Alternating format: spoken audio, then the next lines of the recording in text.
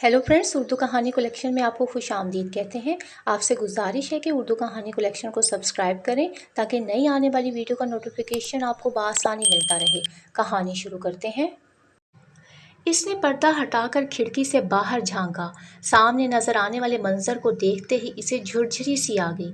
चांद की हल्की सी रोशनी में रिहायशी इलाके में मौजूद एक प्लाट पर कायम वो छोटा सा कब्रिस्तान बहुत अजीब लग रहा था। रुमैसा ने घबराकर खिड़की का पर्दा छोड़ दिया।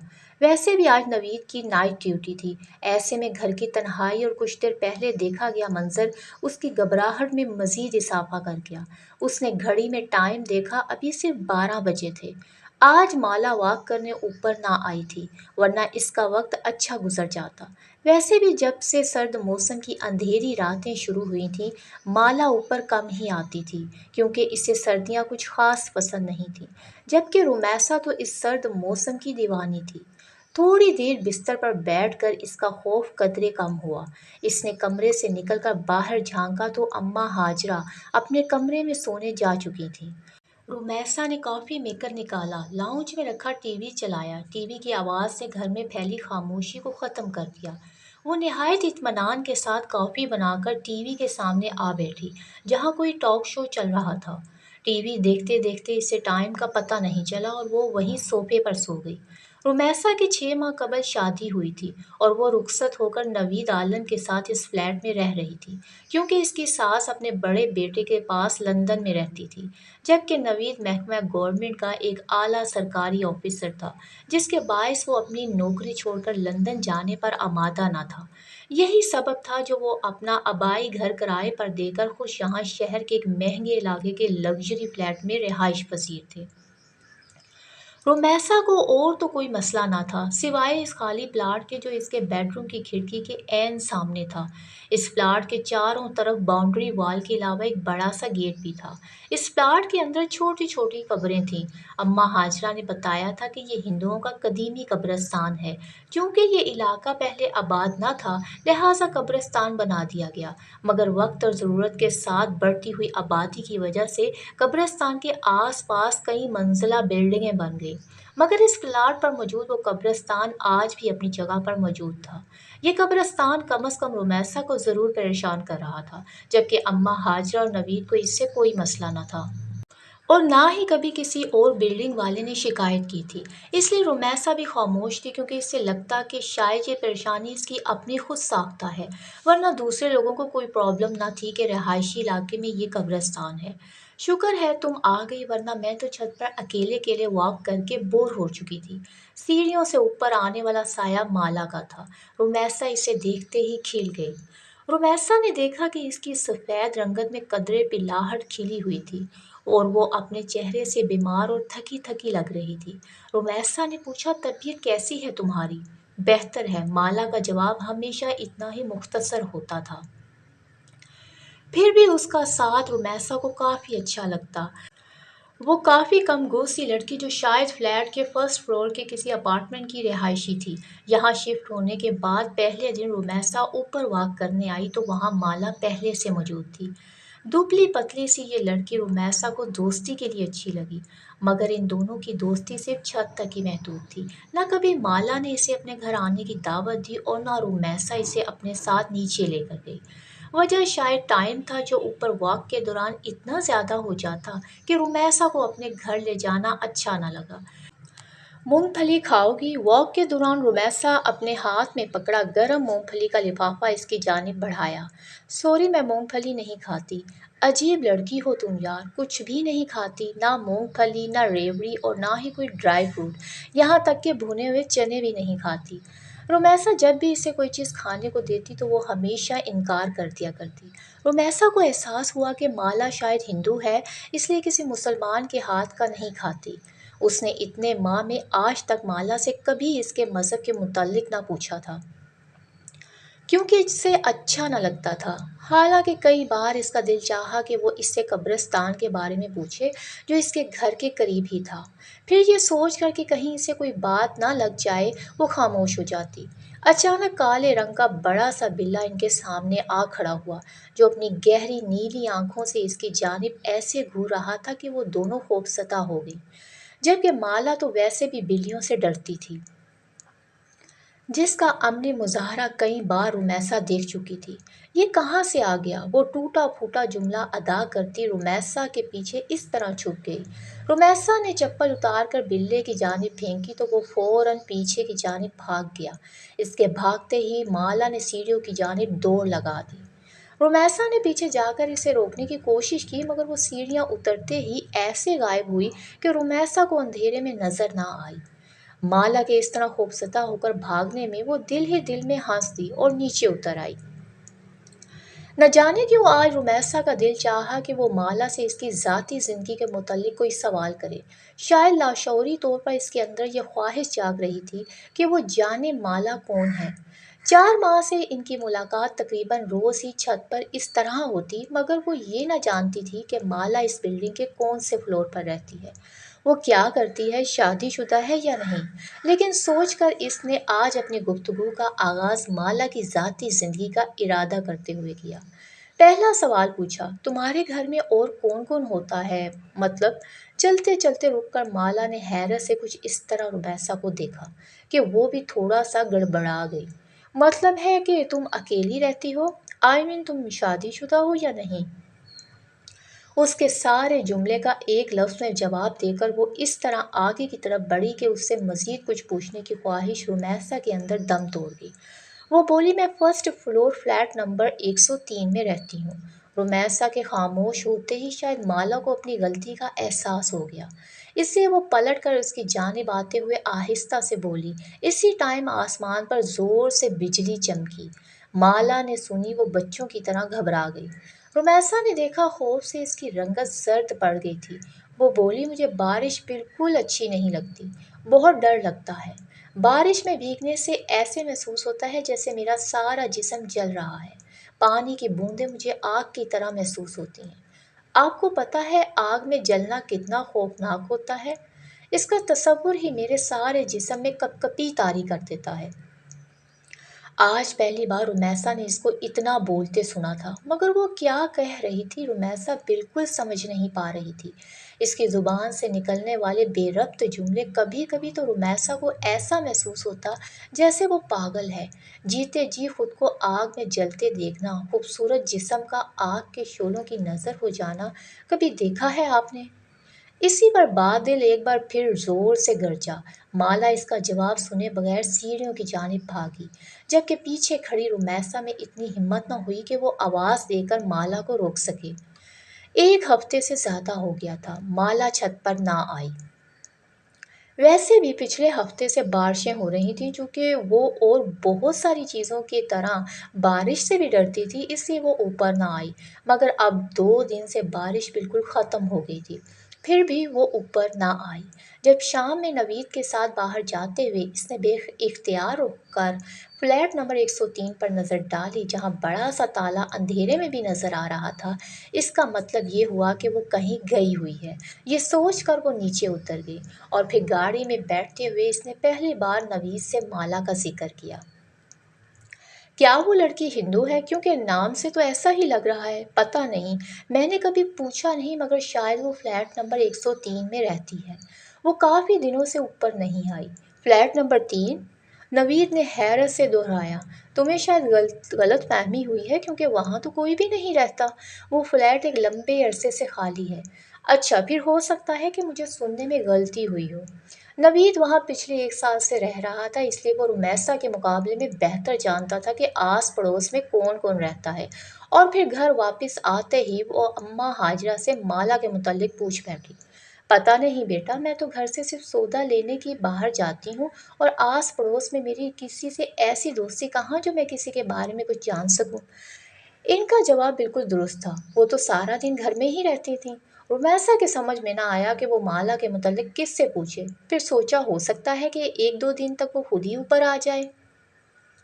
मगर ऐसा ना हुआ। ये सोच कर वो एक दिन अम्मा हाजरा को लिए नीचे फर्स्ट फ्लोर पर आ गई, जहाँ आमने सामने कई फ्लैट बने हुए थे। फर्स्ट फ्लोर के 103 फ्लैट के अलावा तकरीबन सभी में लोग आबाद थे। इसकी समझ में ना आया कि वो किसका दरवाज़ा बजाकर माला के मुतल्लिक सवाल करे। کچھ دیر وہ کھڑی سوچتی رہی، پھر نیچے اتر کر مین گیٹ کے جانب آ گئی جہاں موجود سیکیورٹی گارڈ اچھی طرح پہچانتا تھا۔ جیسے ہی رمیسا اس کے ساتھ جا کھڑی ہوئی، وہ جلدی سے اٹھا اور بولا، السلام علیکم باجی، خیریت ہے؟ وہ بولی، دراصل مجھے ایک لڑکی کے بارے میں جاننا ہے۔ لڑکی کے بارے میں؟ عبدل نے حیرت سے اسے دیکھا اور پھر اماں ہاجرہ کو۔ ہاں عبدل بھائی، فرسٹ فلور پر ایک دبلی پتلی سی لڑکی رہتی ہے جو روزانہ چھت پر میرے ساتھ واک کرنے بھی آتی ہے، مگر وہ کافی دنوں سے نہیں آ رہی۔ عبدل نے پوچھا، کیا آپ اس کا نام جانتی ہیں؟ اس کا نام مالا ہے، گوری سی، بہت لمبے بال ہیں۔ بہت لمبے بالوں والی لڑکی تو میں نے یہاں کبھی نہیں دیکھی۔ ہاں فیصل صاحب کی بیٹی ہے، فلیٹ نمبر 107 میں۔ نام تو مجھے اس کا پتہ نہیں، لیکن کافی لمبے بال ہیں۔ ایک دفعہ ایسے ہی میری نظر پڑ گئی تھی، آپ وہاں جا کر پوچھ لیں، شاید وہ آپ کی مشکل حل کر دیں۔ عبدل کی بات سنتے ہی وہ وہاں نہیں رکی بلکہ تیز تیز چلتی فرسٹ فلور فلیٹ نمبر 107 کے سامنے آ کھڑی ہوئی اور بنا سوچے سمجھے بیل پر ہاتھ رکھ دیا۔ کون؟ دوسری طرف دروازہ کھول کر باہر آنے والی ایک 40 سے 45 سالہ عورت تھی جو رمیسا کو اپنے سامنے دیکھ کر تھوڑا سا حیران ہوئی۔ السلام علیکم جی، میں مسز نوید ہوں، اسی بلڈنگ کے 3rd فلور پر میری رہائش ہے، مجھے دراصل مالا سے ملنا ہے۔ تیز تیز بولتے ہوئے اس نے جلدی سے اپنا مدعا بیان کیا۔ اسے ایسا محسوس ہو رہا تھا جیسے اگلے ہی پل اس کی خواہش کے عین مطابق مالا اس کے سامنے آ جائے گی۔ کون مالا؟ جواب اس کی توقع کے خلاف تھا۔ اب رمیسا کی سمجھ میں نہ آیا کہ وہ کیا کہے۔ ایک 16-17 سالہ لڑکی اس عورت کے قریب آ کھڑی ہوئی۔ رمیسا نے دیکھا کہ اس کے لمبے سیاہ بال کمر سے نیچے جھول رہے تھے، مگر ظاہر ہے وہ مالا نہیں تھی۔ مایوسی کے ساتھ ساتھ وہ شرمندہ بھی ہوئی۔ سوری، دراصل مجھے لگا شاید مالا اسی فلیٹ میں رہتی ہے۔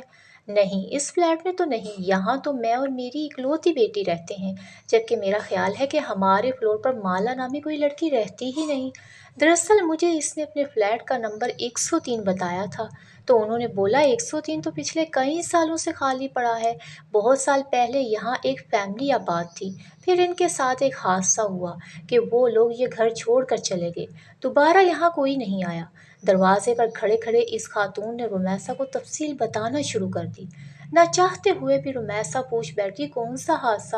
وہ خاتون بولی، سنا ہے کہ ان کی جوان بیٹی کہیں اچانک غائب ہو گئی تھی، بہت تلاش کیا مگر وہ نہ ملی، شاید بدنامی سے بچنے کے لیے اس کے ماں باپ یہ گھر چھوڑ کر چلے گئے، لیکن ان کے جانے کے کچھ دنوں بعد فلیٹ سے اٹھنے والی بدبو نے سب کو اپنی جانب متوجہ کر لیا۔ جب پولیس تالا توڑ کر اندر داخل ہوئی تو ایک نوجوان لڑکی کی تعفن شدہ لاش پڑی تھی، اس کی بدبو پورے محلے کو اپنی لپیٹ میں لے رہی تھی۔ بولتے بولتے وہ خاتون ایک پل کے لیے خاموش ہو گئی۔ رمیسا نے پلٹ کر فلیٹ نمبر 103 کے دروازے پر نظر ڈالی، مگر لڑکی تو غائب ہوئی تھی، پھر لاش گھر سے کیسے ملی؟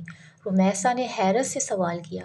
یہی بات تو آج تک کسی کی سمجھ میں نہ آئی کہ آخر وہ مرد عورت کون تھے؟ کیا واقعی وہ اس لڑکی کے ماں باپ تھے جو اپنی بیٹی کی لاش کو اس طرح فلیٹ میں چھوڑ کر بھاگ گئے؟ پولیس کا خیال تھا کہ شاید وہ لڑکی واپس آ گئی تھی جسے اس کے باپ نے غیرت کے نام پر قتل کر دیا تھا اور لاش کو گھر میں چھوڑ کر بھاگ گئے۔ اف، اس قدر صفاقی! رمیسا نے خوف سے جھرجھری لی۔ ہاں، یہی وجہ ہے کہ یہ فلیٹ دوبارہ آباد نہیں ہوا، قاتل اسے ویران کر کے نکل گیا اور پھر چاہنے کے باوجود کوئی اسے آباد نہ کر سکا۔ ایک ڈر اور خوف اس فلیٹ کے حوالے سے ایسا لوگوں میں اجاگر ہوا کہ شاید ابھی تک دور نہیں ہوا۔ ارے میں یہاں کھڑے کھڑے ہی ساری باتیں کر رہی ہوں، آپ اندر تو آئیں۔ شاید اس عورت کو احساس ہو گیا تھا کہ پچھلے آدھے گھنٹے سے وہ رمیسا کے ساتھ دروازے پر ہی کھڑی ہے۔ نہیں شکریہ، اب میں جاؤں گی، میرے میاں کے گھر آنے کا وقت ہو گیا ہے، معذرت کرتی ہوں۔ رمیسا اوپر آ گئی اور پھر کئی دن لگ گئے رمیسا کو وہ کہانی بھلانے میں جس کے مطابق فلیٹ سے جوان لڑکی کی بدبو والی لاش ملی تھی، اور شاید اس کے اس طرح مارنے میں سگے باپ کا بھی ہاتھ تھا۔ دنیا اتنی ظالم ہوتی ہے، یہ بات اسے چند گھنٹے پہلے ہی پتہ چلی، جسے وہ آنے والے کئی دنوں تک سوچ سوچ کر بے حال ہوتی رہی۔ رمیسا فلیٹ نمبر 103 کا حادثہ چند ہی دنوں میں بالکل فراموش کر بیٹھی، مگر مالا کی تلاش اس کے وجود کے اندر کہیں انتظار کر رہی تھی کہ شاید کبھی زندگی میں اسے دوبارہ مالا ملے۔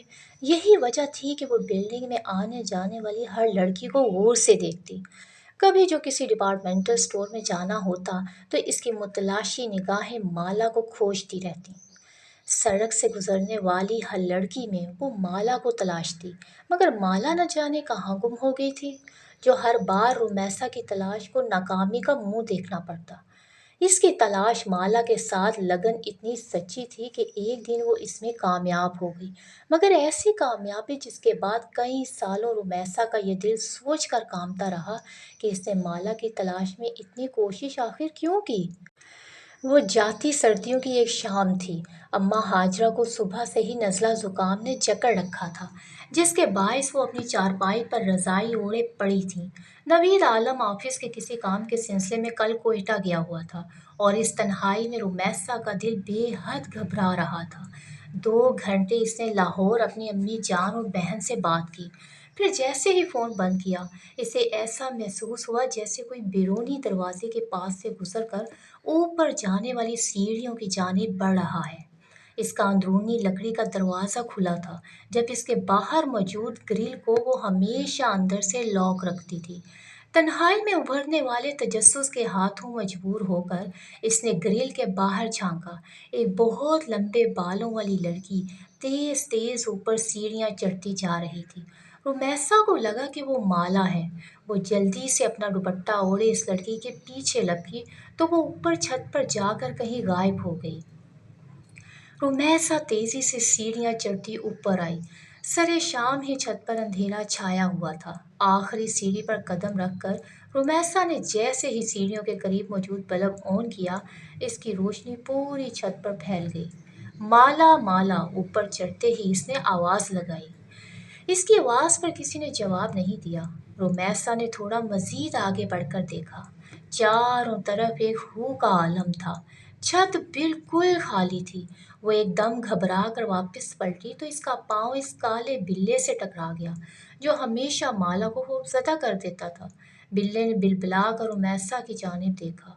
इसकी चमकती मोटी कांच जैसी आंखों में न जाने क्या था कि रोमैसा एक खौफजदा होकर नीचे भागी। कांपते हाथों से ग्रिल का लॉक खोला तो सामने ही अम्मा हाजरा खड़ी थी। बेटा, तुम कहाँ चली गई थी? नवीद साहब का फ़ोन आया था, तुम्हारी खैरियत पूछ रहे थे। इन्हें फ़ोन करके जवाब दे दो। बात करते करते अम्मा हाजरा को एहसास हुआ कि रुमैसा कुछ घबराई हुई है। क्या बात है बेटा, सब खैर तो है? जवाबन रुमैसा ने कुछ देर कबल वाला सारा वाकया सुना दिया, जिसे सुनते ही अम्मा हाजरा ने इसकी तरफ देखते हुए कहा, मेरी बात मानो तो बेटा इस लड़की को भूल जाओ, क्योंकि मुझे ऐसा महसूस हो रहा है जैसे तुमने इसे अपने हवासों पर पूरी तरह सवार कर लिया है। वो तुम्हारे ख्यालों से निकलकर एक शक्ल में ढल गई है, जो तुम्हें हर वक्त यहाँ वहाँ दिखाई दे रही है। मेरा ख्याल है अम्मा आप दुरुस्त कह रही हैं, रुमैसा ने एक गहरा सांस लेते हुए कहा। मुझे शायद वहम हुआ था कि कोई ऊपर गया है, बिला वजह ही ऊपर भागी। शायद दिमाग खराब हो गया है। और रात के खाने तक वो शाम का वाकया बिल्कुल भूल चुकी थी। खाना खाकर इसने नवीद से फ़ोन पर बात की, फिर कॉफ़ी बनाकर टीवी के सामने आ बैठी। जब इसी पल बाहर हल्की हल्की बारिश शुरू हो गई। रुमैसा कॉफ़ी का कप लेकर अपने कमरे में मौजूद खिड़की के सामने आ गई। अभी इसने पर्दा हटाकर बाहर देखा ही था कि इसे महसूस हुआ कि सामने कब्रिस्तान के बीचों बीच कोई खड़ा है। वो जल्दी से खिड़की की आड़ में हो गई। शायद कोई चोर या डाकू था, या फिर कोई गरीब कचरा चुनने वाला बच्चा, जो शायद बारिश से पनाह लेने के लिए रात के इस पल कब्रिस्तान में दाखिल हुआ था। ऐसा ही वक्त गुजारी के लिए रुमैसा इसे देख रही थी, जब वो आहिस्ता आहिस्ता चलता हुआ कब्रिस्तान से बाहर निकल आया। रुमैसा ने देखा कि वो एक लड़की थी, जो धीरे धीरे चलती रोड पर लगे पीले बल्ब के नीचे आ खड़ी हुई। लंबे स्याह बाल इसकी पुश्त पर फैले थे। वो यकीनन माला थी, जो कि रुमैसा का वहम हरगिज नहीं था। इसने जल्दी से खिड़की खोल कर नीचे झांका, ताकि माला को आवाज़ देकर अपनी तरफ मतवज्जा कर सके। लेकिन इसकी आवाज़ देने से कबल ही माला ने बिजली के खंभे के पास खड़े होकर ऊपर देखा। इतनी दूर से भी रुमैसा को लगा कि माला इसे देखकर मुस्कुरा रही थी। माला की मुस्कुराहट में न जाने ऐसा क्या था कि रुमैसा खौफजदा होकर थोड़ा पीछे हो गई, जबकि इसी पर माला पलटी और सुस्त कदमी से चलती कब्रिस्तान के अंदर दाखिल हो गई। इसके अंदर दाखिल होते ही फिजा में फैला अंधेरा मजीद गहरा हो गया।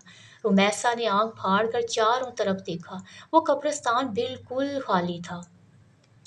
उफ़ खुदाया! खौफ की एक झुरझुरी ने इसे इस तरह अपनी लपेट में लिया कि वो खड़े-खड़े ज़मीन पर गिर गई। ज़मीन पर गिरते वक़्त माला के अल्फ़ाज़ इसके कानों में गूंज रहे थे। बारिश की बूंदें मेरे जिस्म पर आग की तरह बरसती हैं। तुमने कभी किसी को जलते हुए देखा है? जलने की तकलीफ़ और इसके साथ रुमैसा बेहोश हो गई। जब इसे होश आया तो इसकी अम्मी और नवीद आलम दोनों हॉस्पिटल में इसके पास थे।